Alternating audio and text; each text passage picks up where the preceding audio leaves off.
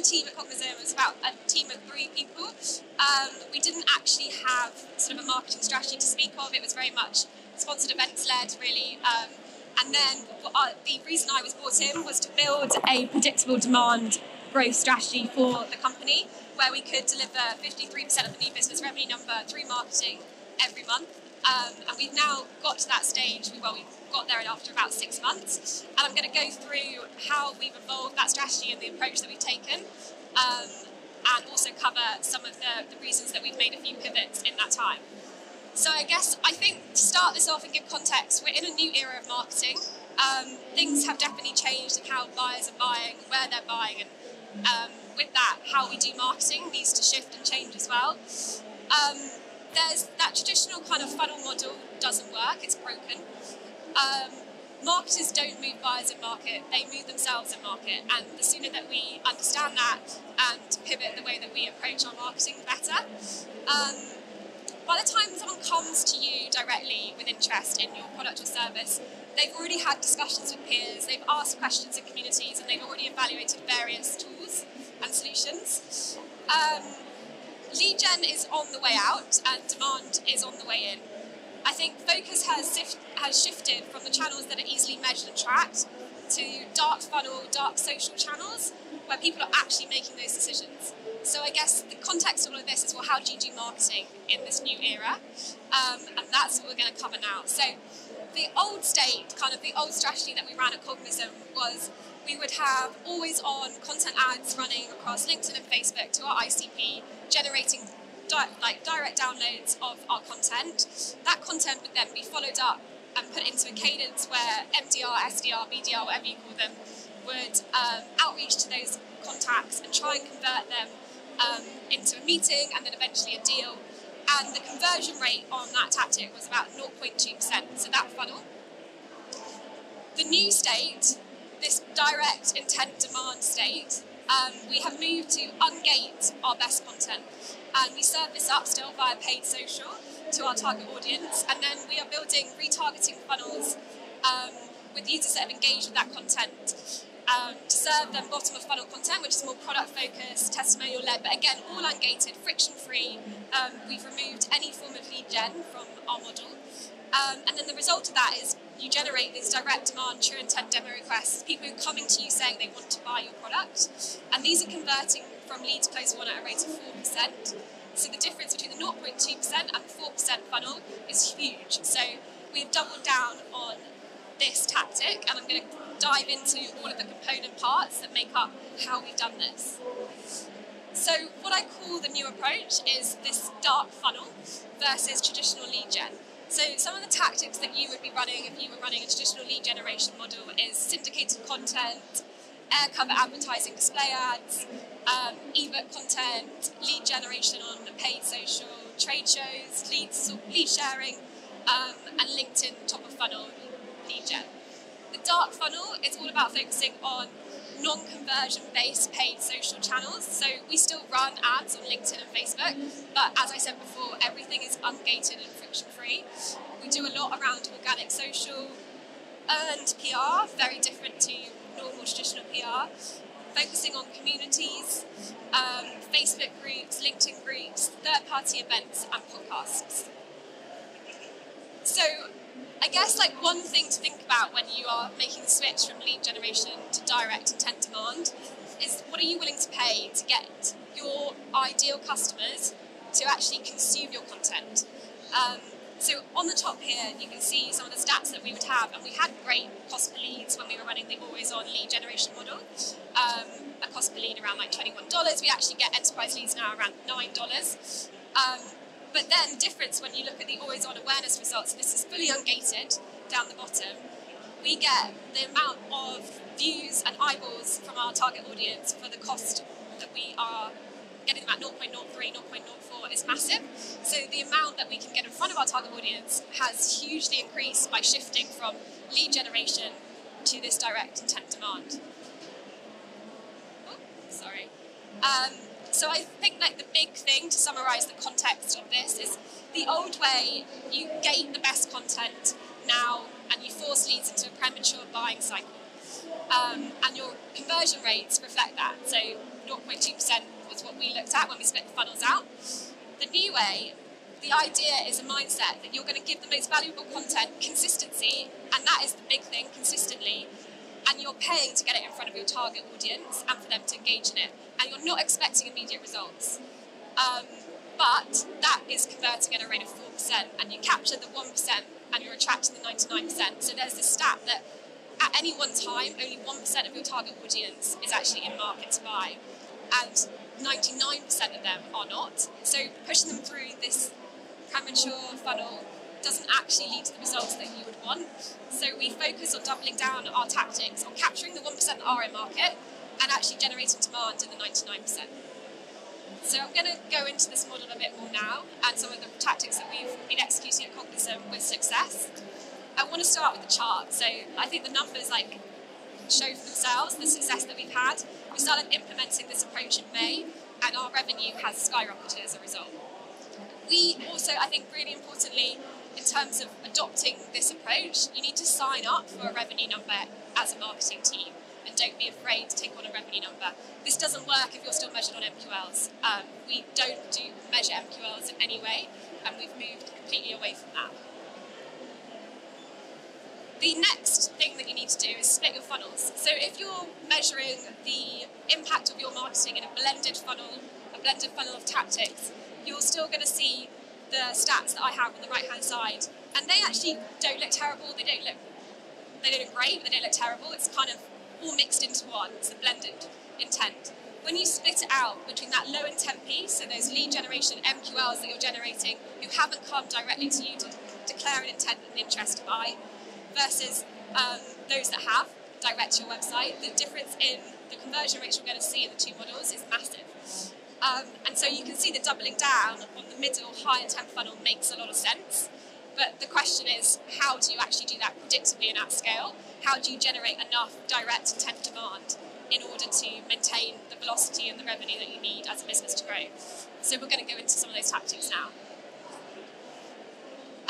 The first step of this, and I spoke about converting the 1%, is you need to really focus on how you're actually going to convert the existing demand that you do have, because there will be a 1% that are in market today, and that is where you want to double down your focus on conversion metrics. So one key part of our tactic has been that we've created a role called a marketing development rep, and that sits, they still sit in the sales organisation, but they are specialised in their role. They deal with all of the direct intent demand that we generate as a marketing team. That role is actually a promotion within the sales org. They are not the most junior. A lot of the time you'll have the people following up on your direct inbound demand being the most junior reps in the organisation, because people say that that's the easiest thing for them to do. We believe that actually these need to be the most experienced reps within the organisation, because they are having conversations with people who are ready to buy today, and they want to have conversations around quite complex things related to your product, and buyers really actually appreciate speaking to these experienced reps. We keep very tight SLAs on our MDRs, so they need to follow up with a direct inbound lead within 5 minutes, and that means a phone call if there's a number. If there's not a number, obviously, then that's an email. All times of the day and all days of the week. That's the expectation from our team. That's the other reason why we keep that role specialised and separate as well. On the right hand side is just an example of like an inbound LinkedIn message I got, because I talk about this a lot and I evangelise this a lot, and someone had an experience with us, and it was, our MDRs got in touch with them in under 5 minutes, and it is a wow factor, and to have an experienced rep be on the other end of the phone leads to much better results in the rest of the funnel. So I really promote looking at how you are capturing that 1% that do come directly to you anyway. And then the other things to do in order to optimise for the 1% is you need to identify your high intent channels and sources. So for us, this looks like our traditional performance marketing, so paid and organic. We make sure that we're ranking on all the high search key intent keywords, both from an organic perspective and a paid perspective. We're doing conversion rate optimization, A/B testing of all of those landing pages, and the effective lead gen handover. That's back to the MDR piece that I was speaking about. All of these pieces of the puzzle are focused on capturing the demand that is already out there. So that's the first step in moving to this model. And then the second step is, how do you generate the demand within the 99%? Because that's the bit that's really really going to elevate and see that growth rocket. So first and foremost, it all starts with content and finding a way to win with content, and that's how we've done it at Cognism. So we've waved goodbye to a quarter in advance planning of our content calendar. You've got to find a way to produce subject matter expertise content at scale and consistently, and that is the big thing, consistently. We've taken an editorial mindset to our content, and we've actually focused on building content for the channels in which our buyers are consuming content. And we're not optimising for attribution, we're actually optimising for consumption. And sometimes that means that we want them to consume that content in feed within LinkedIn or within Facebook and not ever leave the channel, because that's how people want to consume content. So in that sense, it's harder to track, but it's better for the buyer, and in the end, it's better for you as a business. So we've gone from this used to be like our content planning strategy. It's a lot of detail, we plan it for a whole quarter, very prescriptive, very led through like SEO keyword research, and also like just some of our own assumptions on what people wanted us to talk to them about. So we said goodbye to that. We've moved to this. This is much lighter. We don't plan out what we're going to be writing on our blog months in advance. In fact, the writers have been given more of an editorial role. They specialise in a category and they're told to go out and find the story. They are spending time in community groups, they're spending time with our buyers, they're going to events, they're in the Slack groups, in the Facebook groups, and they're trying to uncover the topics that are of most interest today to our buyers, and that's what we write about. They're also reaching out to influencers within those communities. They're conducting those interviews on Zoom, so we can then chop them up for some of the content later down the line, which I'll show you. And yeah, it's just a very different approach to how we were doing things before. So the next thing is to invest in content distribution. I think there's a lot of talk about this today, but not that many companies are actually putting the time and money aside to invest in this. If you want to find out more, we're actually talking about one of our Oscar, who looks after content distribution at Cognism, is speaking on this later today. I think it's at 3 o'clock. And exactly how we've approached the problem of content distribution at Cognism. But the first thing was, we repurposed a writer and put him in charge of content distribution. I think like this, there is so much that you can do around content distribution, and it's about creating a framework by which you can operate. You need to start labelling different types of content that you're producing in order to provide a framework for how you're going to treat that content. You need to be very agile in your approach as well. You don't know what is going to take off and be worthy of a very high level of distribution. But the whole premise behind this is that a lot of this is happening in dark social. So it's in the LinkedIn comments, it's in the Facebook comments, it's in community groups, it's in Reddit. And if you don't have someone full-time focused on that and making sure that your content is in those places where people are consuming it, and that you're also feeding back to your writers about the types of content that are working, then you're not going to be able to succeed at scaling this new direct inbound approach. So that's a big thing that we've been spending a lot of time and focus on, and we've shifted in our mindset. So authoritative content at scale, this is something I'm really interested in, and we're actually going to be hiring our own internal subject matter expert to sit within the Cognism marketing team as of next year. We're taking, a lead from some of the best organisations out there. Drift recently hired back Dave Gerhardt. They basically essentially just bought his community. He's built this huge community in his Facebook, DGMG Facebook group, and in his followers, and actually he's got his own university that he runs. So what they have done is bought this whole following, and they've bought his subject matter expertise, and it's going to level up Drift's content to new heights and the consistency of that output. I think what a lot of people struggle with is, we know we need to write great content and we need to put it out there at scale and consistently, but how do you do that when you're having to rely on external experts or people within your organisation who have other roles and they're very busy and their time is it's not super available? And the answer really is that you just got to invest in it and hire internally into your marketing team. So Tom Boston's an example of what Salesloft have done very similarly, and then you've got Devon Reed at Gong, who also does this very well. So kind of 3 examples of companies who have invested in this approach as well. I'm going to go into now some tactical insights from Cognism and what we've done to leverage this in a very tactical way. So I've already said it all starts with content, but you've got great content, but you don't necessarily know what format that needs to be delivered in order to see results. So we've been doing a lot of testing and a lot of experimenting around this.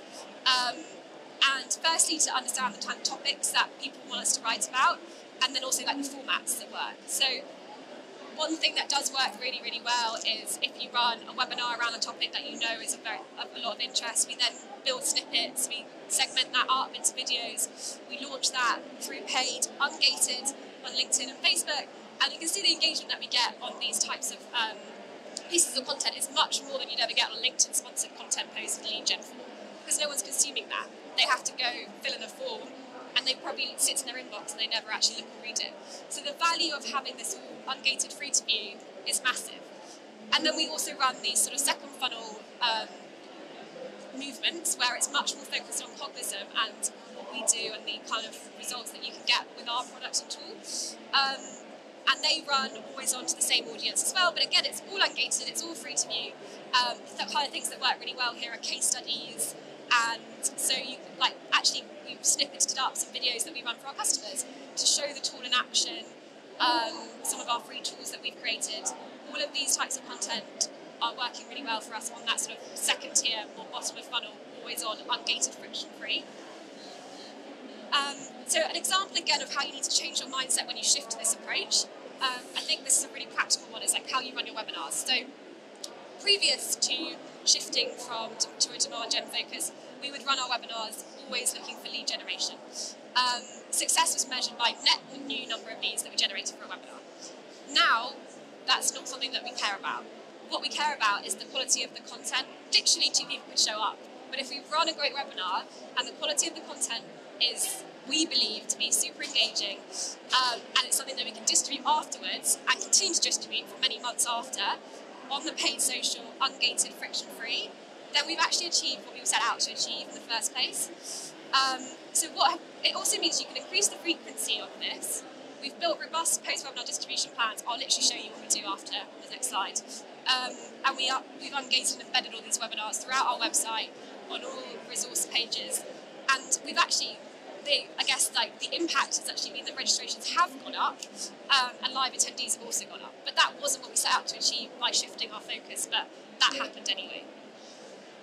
So we completely changed how we deal with webinars afterwards. You would normally just gate a webinar, get the leads, send them to sales, get them to follow up with the webinar. You might put it on a blog, put it on a resources page, and maybe use it in like some demand gen campaign somewhere down the line, and that was it. Now we have a really clear checklist of things that we think about before we have finished the job of the webinar. And there's a lot of work in there, and I think that's the key. Like, it takes time, it's a lot of work, but the impact that this has on that organic, direct intent inbound model is massive, so it is worth focusing your energy and efforts on. So this would be an example of what one of our campaign execs would go through after running a webinar. So then measuring the impact. Obviously it's all good to do this model and shift, but if it wasn't working for us, then we'd need to shift that. But we've actually had the most amazing uplift in revenue, literally in line with when we moved into this model. And that's because the leads that we're now bringing into the business are all direct declared intent. They're coming, they want to talk to us. It means the sales cycles are much shorter. It means that there is real intent there, and we're not spending and wasting time on activities that actually don't lead to revenue generating results. It's made things, I think everything just moves a lot faster, and you can see in the model what that's done to our revenue, and we continue to see that trend as well. So measuring the impact is something that makes people quite scared, because it's much harder for you to potentially attribute a certain activity back to that one direct inbound. You can't necessarily attribute that back to that one paid ad that you ran on LinkedIn on that day, that week, that month with that dollar. But there are things you can do. Like there's correlation effect, and that's a big thing. So we look at the correlation effects between spend on channel, the increase in that direct demand, and then we've also done a few things to actually give us some more insight. So we've added a form on our thank you to demo page where we ask people, how did you hear about us? And it's really interesting to see the human verified attribution on the right and what we would have captured as source through our marketing automation system on the left. And this is actually just a snapshot, but there's so much more. But in a webinar on ABM, the speaker mentioned the company. That insight's massive to us, and it's not something we would ever have seen before. And it would have just been website, which is completely wrong. So we've implemented this. We've also implemented what we call anonymous attribution on our paid channels. So you can see within a 30-day window if someone does come to your website and request a demonstration after having viewed some of these ungated ads that you're running. And it does give you a correlation understanding of the money you're spending and the impact that that's having. So those are some of the things that you can look to implement yourself. Just quickly closing thoughts, I know I'm running out of time. So how we run things now, paid social is 80% ungated on LinkedIn. We run LinkedIn and Facebook, and we run a mix of top of funnel and bottom of funnel. We've really doubled down our focus on organic social. We take this editorial approach to content. We're building authoritative content at scale and speed, and that's a really big thing that underpins everything. We have someone focused full-time on content distribution. We're working on our podcast, our webinars, we have newsletters, we're still running SEO, and we have these dedicated MDRs capturing that 1% demand. Proprietary owned events is something we're exploring for next year. We haven't actually built that out yet, and we're hiring the subject matter expert into marketing. So yeah, closing thoughts. Sign up to a revenue target if you don't already. Move away from an MQL model. This will open up all the possibilities. Understand the limitations of reporting, accept them, and actually embrace them, and look for correlations. Invest in the channels that buyers are making decisions in, even if you can't measure them. And yeah, invest in authoritative content with substance and distribute that. Subject matter experts and dedicated resource and distribution, I think, is the winning formula. That's it.